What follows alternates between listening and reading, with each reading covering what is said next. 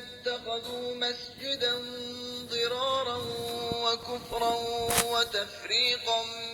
بين المؤمنين وإرصادا لمن حارب الله ورسوله من قبل وَلَيَحْلِفُنَّ إِنْ أَرَدْنَا إِلَّا الْحُسْنَى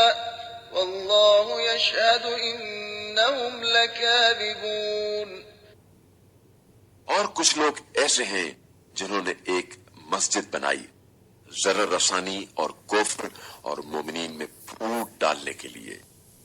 نیز ان لوگوں کی کمین گاہ کے طور پر جو پہلے اللہ اور اس کے رسول کے ساتھ لڑ چکے ہیں،